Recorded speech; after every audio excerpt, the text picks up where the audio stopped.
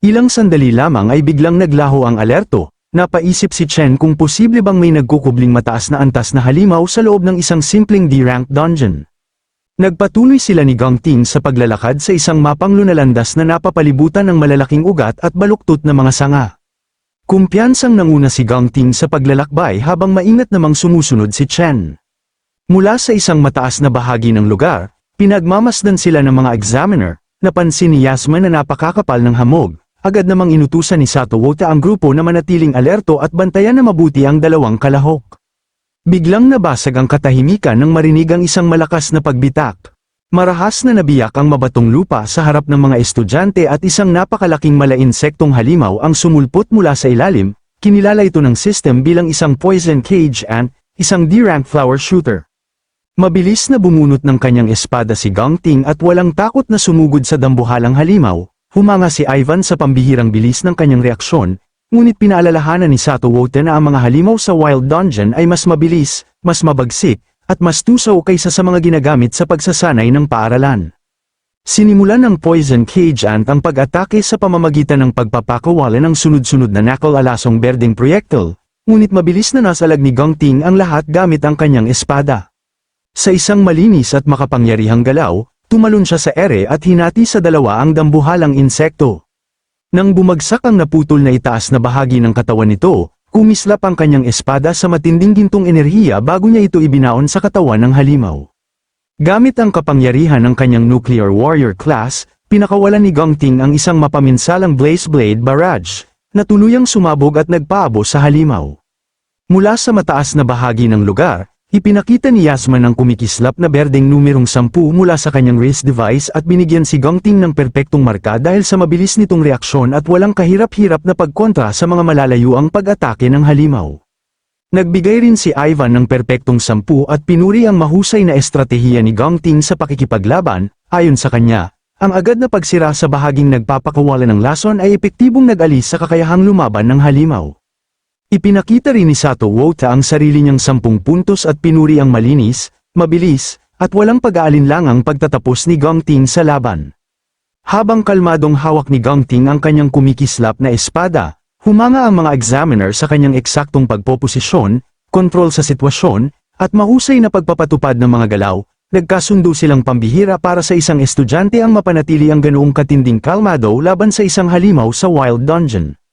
Pagkatapos ay ibinaling ni Sato Wota ang kanilang pansin kay Chen, na kaswal lamang na naglalakad palayo habang nakasuksok ang mga kamay sa bulsa. Mariin niya itong pinuna dahil tila wala man lang itong naging reaksyon sa paglitaw ng halimaw at itinuring niya itong malaking kabiguan. Nanatiling tahimik si Gang Ting at tinitigin lamang ang nakakagulat na pagiging kalmado at tila walang pakialam ng kanyang karibal. Sa VIP Observation Room, maingat na pinagmamasdan ni Carl Cavendish at Principal Yuan Long si Chen. Casual na tinanong ni Carl kung ano kaya ang tunay na balak ng binata. Napangiti si Principal Yuan Long at sinabi niyang naniniwala siyang may partikular na bagay na hinahanap si Chen sa loob ng dungeon. Huminto si Chen at marahang tinapak ng kanyang paa ang isang malaking kumpol ng magkakabuhol na ugat ng puno. Napagtanto niyang ang bahaging yun ang susi upang lipunin ang buong banta sa iisang galaw lamang. Kumislap ang gintong kidlat sa kanyang kamay at nabuo ang isang matalim na punyal na gawa sa enerhiya. Nang sabihin niyang natagpuan na niya ang kanyang pakay, walang awa niyang itinarak ang kidlat na punyal sa mga ugat. Agad na kumalat ang isang napakalakas na alon ng gintong kidlat sa ilalim ng lupa at marahas na niyanig ang buong paligid. Isang nakatagong pugad ng mga poison cage ant ang sumabog paitaas at tuluyang nilamon ng mapaminsalang elektrikal na enerhiya. Napawisan ng malamig ang mga examiner nang mapagtanto nilang sadyang tinarget ni Chen ang pugad ng mga halimaw. Naisip nilang nababaliw na ito dahil ang pag-udyok sa isang buong kawan ng mga D-rank na halimaw ay maaaring ikamiti nilang lahat. Maging si Gang Ting ay hindi napigilan ng pagkagulat at nagtaka kung ano pa ang susunod na gagawin ni Chen. Nagtipon ng napakalakas na kuryente si Chen sa kanyang mga paa at malakas na tumalon paitaas. Ginamit niya ang kapangyarihan ng kanyang Lightning Assassin class at inactivate ang kanyang Flash God skill, dahilan upang sumugod siya sa himpapawid bilang isang nakakasilaw na guhit ng gintong liwanag na gumagalaw sa halos hindi masukat na bilis. Hinarang niya ang buong pulutong ng mga poison cage ant na pinalipad ng kanyang pagsabog at agad na nagpakawala ng walang tigil na sunod-sunod na hiwa. Habang lumilipat-lipat siya ng target sa ere, nag-iwan siya ng nagkikislapang lambat ng gintong kidlat at sa loob lamang ng ilang segundo ay pinairepiraso niya ang buong grupo ng mga halimaw. Marahan siyang bumalik sa lupa, at sa kanyang paglapag ay bumuhos mula sa kalangitan ang mga putol-putol na katawan ng mga D-rank na halimaw habang unti-unting naglalaho ang gintong kidlat sa kanyang mga kamay. Sa mataas na bahagi ng lugar, tuluyang natulala ang tatlong examiner, pinagpapawisan sila sa matinding pagkabigla at napatanong kung ano ang kanyang ginawa. Habang casual lamang na pinupunasan ni Chen ang berdeng dugo ng halimaw sa kanyang jacket, sa gulat nila, naalala nilang ang opisyal na record ng paaralan ay nagsasabing isa lamang siyang E-rank awakener. Para sa kanila, imposibleng ang isang E-rank na estudyante ay kayang lipulin ng ganoon kadali ang napakaraming D-rank na halimaw. Nang mapagtanto nilang wala silang lohikal na dahilan upang bigyan ng mababang marka ang halos perpektong pagganap ni Chen, lihim na nagbulungan ang mga tiwaling examiner, desperado silang tuparin ang kanilang kasunduan na isabotahe si Chen kaya nag-isip sila ng mga hindi makatarungang dahilan, tulad ng pagsasabing masyado raw mapanganib at pabaya ang kanyang pamamaraan o kaya'y bawasan ng puntos dahil sa kanyang estilo ng pakikipaglaban. Tahimik lamang si Gang Ting sa isang tabi, ngunit hindi niya maitago ang kanyang pagkainis nang mabanggit ang pangalan ni Chen. Samantala, sa VIP observation room, malakas na tumawa si Carl Cavendish at pinuri si Principal Yuan Long dahil tama ang hinala nitong itinatago ni Chen ang kanyang tunay na lakas. Sinabi niyang kahangahangang masaksihan ang ganoong klase ng kapangyarihan gayong kasisimula pa lamang ng pagsusulit, at sabik siyang makita kung paano tutugon si Gong Ting. Sa likuran niya, nanatiling tahimik si Gong Lin at unti-unting dumilim ang kanyang mukha habang pinapanood ang monitor na may inis. Bigla na lamang napuno ng matinding digital static ang live stream, kumurap-kurap ang larawan bago tuluyang nawala at napalitan ng isang pulang babala na nagsasabing nawalan ng signal. Napakunot ang noo ni Principal Yuan Long habang nakatitig sa monitor at nagtatakang bakit muling napuputol ang transmisyon. Sa labas ng pasukan ng dungeon, sunod-sunod na tumunog ang mga alarm mula sa monitoring equipment, nagmamadaling nagtatype ang isang technician sa kanyang console habang nagpapakita ang system ng isang kritikal na babala tungkol sa isang matinding signal anomaly. Sa diagnostic screen, ang opisyal na D-rank na klasifikasyon ng dungeon ay biglang nag-aberya at naging isang hindi mabasang tandang pananong, kasabay nito, tuluyang bumagsak sa zero ang lahat ng internal communication signal. Natulala ang technician sa sirang datos habang malamig na pinagpapawisan si Director Gang Xuan, na agad na nagtanong kung anong sakuna ang nangyayari sa loob ng dungeon. Lalo silang natakot nang biglang maglaho ang umiikot na berdeng enerhiya ng portal. Tuluyan itong nawala at ang natira na lamang ay isang ordinaryong pasukan ng kuweba, na para bang ikinulong ang mga kalahok sa loob. Sa kailaliman ng nakahiwalay na dungeon, nagsimulang umalingaw-ngaw sa madilim na paligid ang isang nakakatakot at misteryosong himig. Napahinto si Chen at buong pag-iingat na nakinig sa kakaibang himig na yun. Agad niyang nakilala ang nakakatakot na presensyang nakatago sa himig na yun. Iyon ang tinig ng Demon King Wrath. Sa labas ng dungeon, eksaktong alas 4 ng hapon, biglang nagsara ang pasukan ng kuweba at unti-unting naging isang hungkag na puno. Nagpanik si Director Gang Xuan at nagtanong kung paano bigla na lamang naglaho ang gateway. Iniulat ng isang technician na tuluyan ang nawala ang koneksyon at bago ito mangyari ay sunod-sunod na naglabas ng kritikal na error ang mga kagamitan. Pinagpapawisan sa kaba, agad niyang inutusan ang kanyang mga tauhan na makipag-ugnayan sa command center dahil pakiramdam niya ay may malaking sakunang naganap. Samantala, sa loob ng nakahiwalay na dungeon, ang nakakatakot na himig ay nagkaroon ng pisikal na anyo bilang mga lumulutang na note ng musika. Napahinto sina Chen at Gang Ting at napansin ang kakaibang pangyayaring nakapaligid sa kanila. Nalito rin ng mga examiner sa biglaang pagbabago ng kapaligiran, tinanong ni Yasmin kung naririnig din ba nila ang kakaibang tunog, at kinumpirma ni Sato Wota na para itong isang misteryosong musika. Habang nararamdaman ang mabibigat at paulit-ulit na pagtibok ng himig, labis na nabahala si Chen, agad niyang nakilala ang tunog bilang tinig ng Demon King Wrath. Hindi niya maintindihan kung bakit naroroon si Wrath sa isang mababang antas na dungeon, gayong alam niyang hindi pa dapat ito lumitaw hanggang makalipas pa ang 3 taon. Bigla namang binaha ng kanyang Demon Heart System ang kanyang paningin ng sunod-sunod na matitinding babala ng panganib. Napatigil siya at napagtantong nagbababala ang sistema tungkol sa isang napipintong nakamamatay na banta. Habang malalakas na pagyanig ang yumanig sa lupa, napagtanto ni Chen na may isang napakalaking nilalang na nakatayo mismo sa kanyang likuran. Sa gitna ng makapal na hamog, isang nakakikilabot na halakhak ang umalingaw-ngaw sa buong kuweba habang unti-unting lumalapit ang isang dambuhalang anino.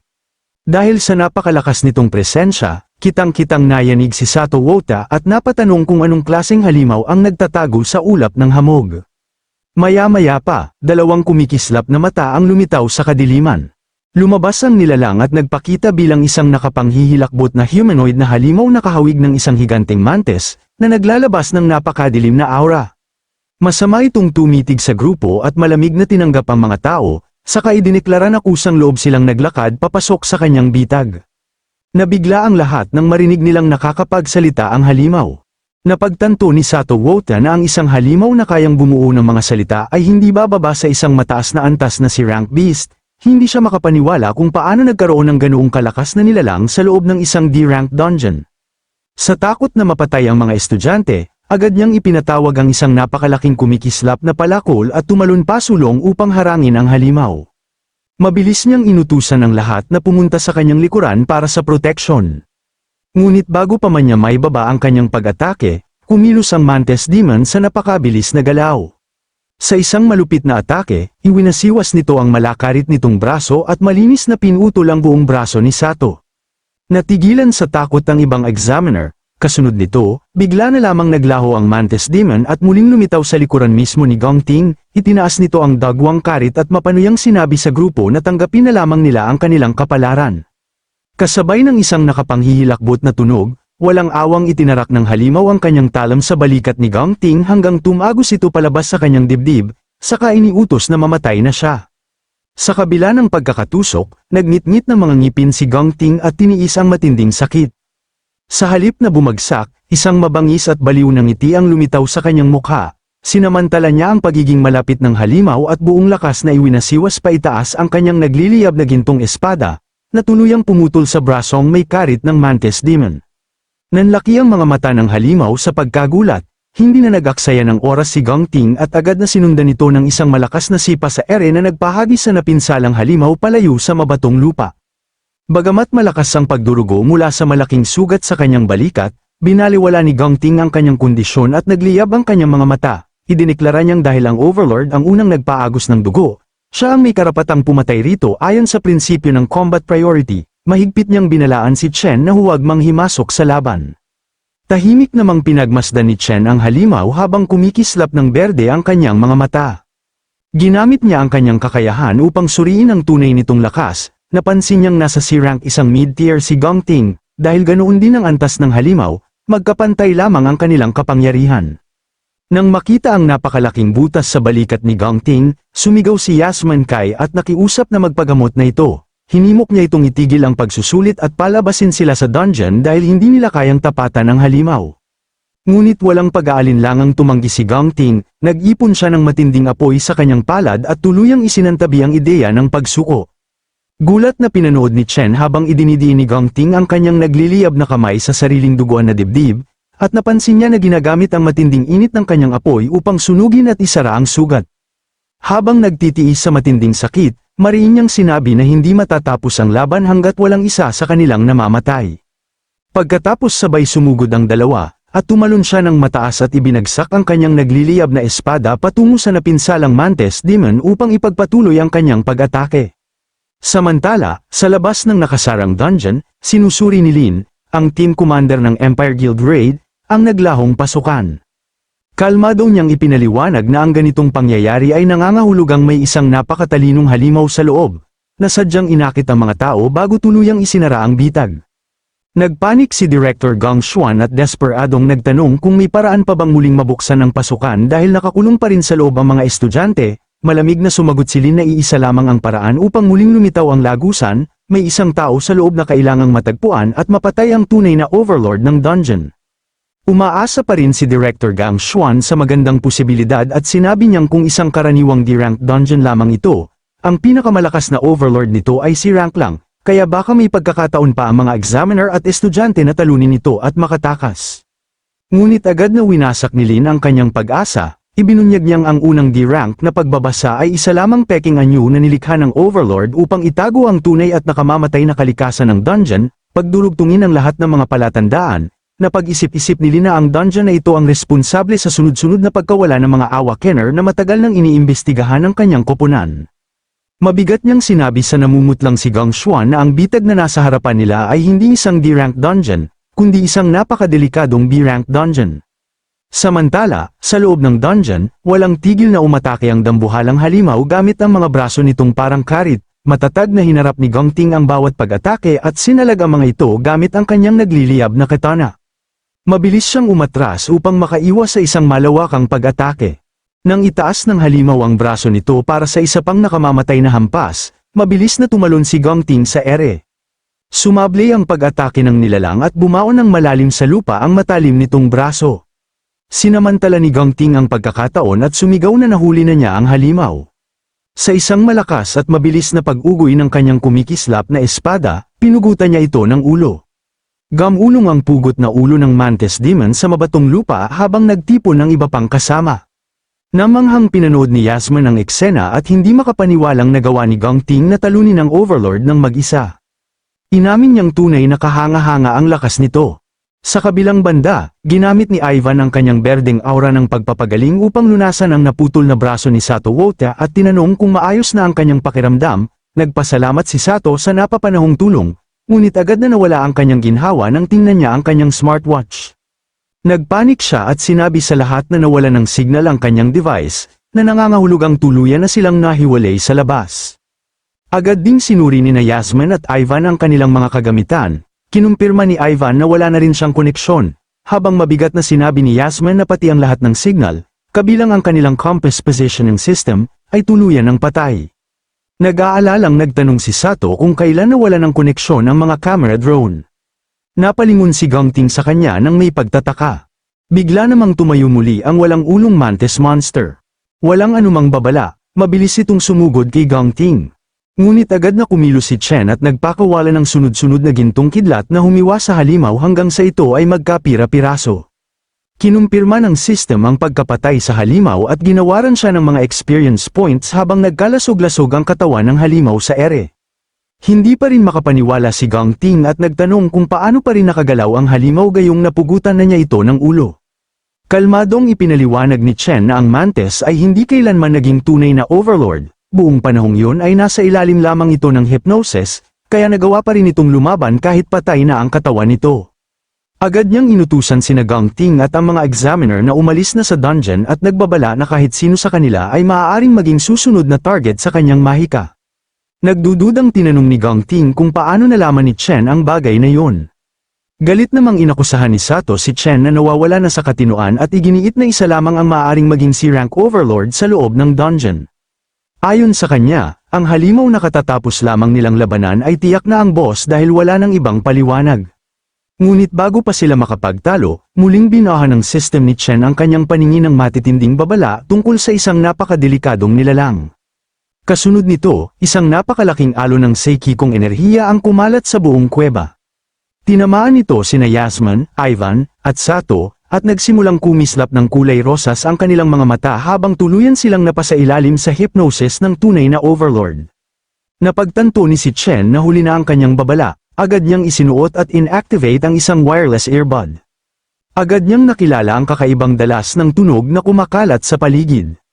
Sa kanyang nakaraang buhay, nasaksihan niya mismo kung paano ginamit ng Demon King Wrath ang eksaktong dalas ng tunog na yun upang mahipnotismo at walang kahirap-hirap na mapatay ang milyon-milyong ordinaryong tao sa buong mundo. Paglingon niya, nakita niyang sabay-sabay na naglalakad sina Yasmin, Ivan, at Sato na tila mga puppet na nawalan ng sariling isip. Dahil kumbinsido siyang direktang konektado kay Wrath ang tunay na overlord ng dungeon, malamig na nagpa siya si Chen na harapin ito ng harapan. Sumunod siya sa mga nahipnotismong examiner habang papasok sila ng mas malalim sa madilim na kuweba. Patuloy namang binabaha ng kanyang system ang kanyang paningin ng mga babala tungkol sa napakadelikadong mga nilalang na nasa unahan.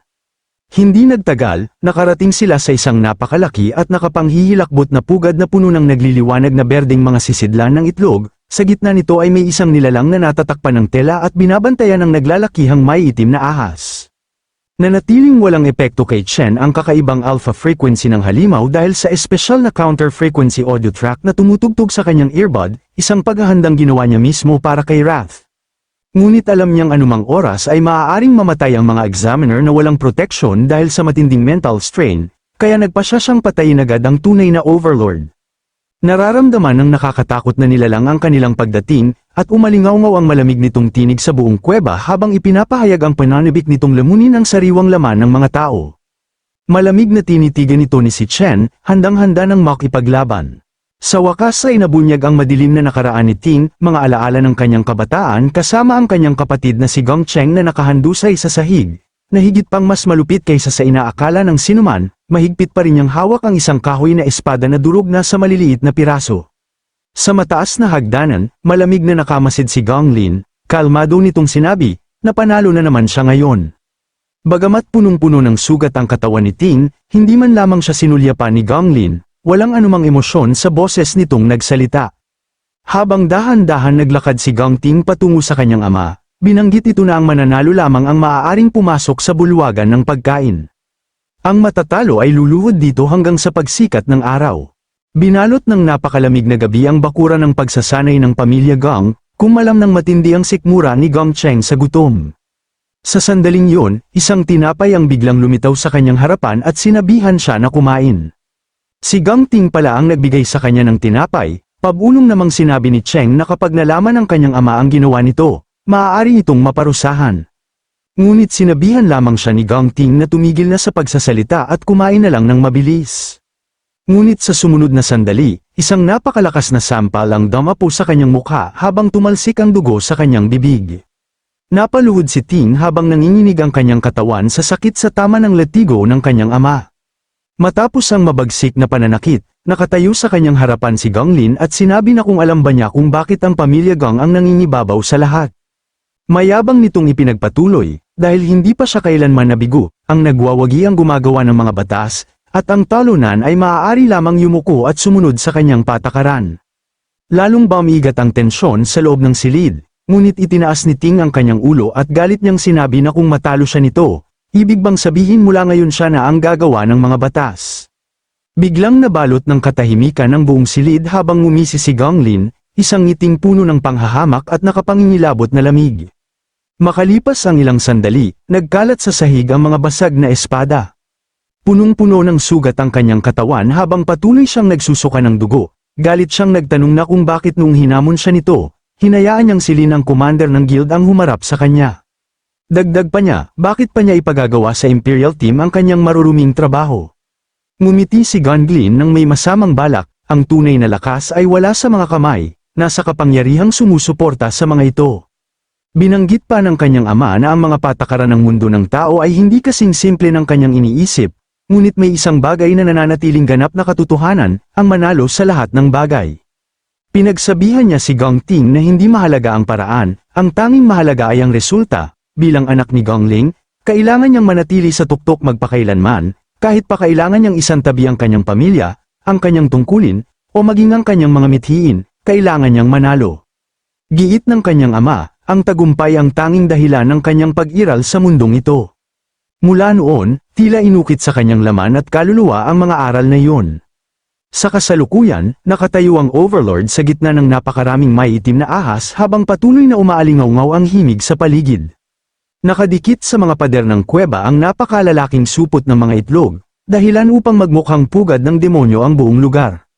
Agad na naunawaan ni Chen ang problema. Ginagamit ng halimaw ang alpha waves upang ihipnotismo ang lahat ng nasa loob ng dungeon, katulad ng ginawa noon ni Wrath. Sa kabutihang palad, naghanda siya ng beta frequency track na panlaban sa naturang mental na impluensya. Ngunit ang iba ay wala nito, kapag nagbigay ng utos ang Overlord, agad silang magiging mga puppet na mamamatay tao. Agad niyang inihanda ang kanyang kapangyarihan, naisip niyang kailangan niyang mapatay kaagad ang Overlord. Ngunit nang handa na siyang sumugod, isang kamay ang biglang pumihil sa kanya. Nagulat si Chen at agad na lumingon, si Ting pala yun, na patuloy pa ring tumutulo ang dugo mula sa kanyang dibdib. Diniinan niya ang sarili niyang sugat upang manatiling gising at makalaban sa hypnosis. Hingal na hingal si Ting sa tindi ng sakit, ngunit nanatiling siyang puno ng determinasyon. Binanggit niya na may sarili siyang paraan para hindi makontrol. Binalaan din niya si Chen na kapag kumilos ito ng padalos-dalos at nabunyag ang kanilang kinaroroonan, mamamatay silang lahat. Dahan-dahan niyang itinuro ang malalaking kakun na nanginginig sa paligid ng kuweba. Sa loob ng mga ito ay natutulog ang napakaraming C-rank na halimaw, Isang maliit na pagsabog o kahit isang ligaw na pag-atake lamang ang sapat upang sabay-sabay silang magising. Agad na naunawaan ni Gang Ting ang bitag ng Overlord, sinadya nitong gawing low-level dungeon ang lugar upang makaakit ng mga awakened at unti-unti silang higupin ng kanilang lakas. Sa tingin niya, maya-maya lamang ay lalapit na mismo ang nilalang sa kanila. Iminungkahi niyang magtago muna sila at hintayang makalapit ito bago ito patayin sa isang biglaang pag-atake. Napakapanganib ng plano, ngunit iyon na lamang ang natitira nilang pag-asang mabuhay. Nang marinig yun, napapikit na lamang si Chen, hindi niya inaasahang ganoon kalayo ang magiging iniisip ni Gang Ting. Ngunit sinabi niya kay Gang Ting na hindi gagana ang planong yun, hindi na kailangan pang itaas ng Overlord ang kahit isang daliri. Sa sandaling yun, nagpakawala ang Overlord ng isang himig ng hypnosis, inutusan nito ang lahat ng kanyang nakontrol na magpakamatay. Wala nang nagawa ang mga examiner kundi sundin ang utos, itinutok ni Sato ang isang lag-ari sa kanyang sariling leeg, itinutok naman ni Yasmin ang baril sa kanyang sentido, habang sinasakal ni Ivan ang kanyang sarili.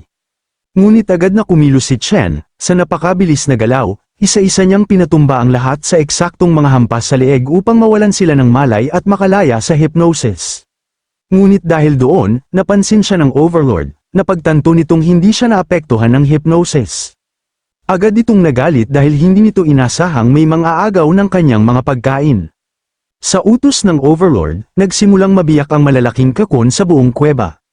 Umalingaw-ngaw ang mga bitak sa buong lugar bilang hudyat ng panibagong pag-atake at lumabas ang halimaw. Dahan-daang gumapang palabas ang mga nakatatakot na Blade Arm Mantis, mayroon silang dalawang brasong parang matatalim na talam at kumikinang na kulay rosas na mga mata na puno ng pagnanais pumatay, malakas na umungal ang Overlord bilang hudyat ng pag-atake para pumatay, isa itong hukbo ng mababangis at uhaw sa dugong C-rank Blade Arm Mantis. 12-dosenang halimaw ang sabay-sabay na nagising at mabilis na pinalibutan ng buong kuweba, sa bawat hakbang nila ay umugang ang batong sahig sa nakapangingilabot na tunog habang papalapit ito sa kanila. Habang pinigilan ni Ting ang matinding sakit sa kanyang dibdib, alam niyang oras na para sa huli nilang plano. Humarap siya kay Chen at buong determinasyon na nagsalita habang hinugot ang kanyang espada, isa lang ang hihilingin niya sa kanya. Ilabas niya ang tatlong yun sa dungeon, siya na ang mananatili rito para pigilan ang mga halimaw.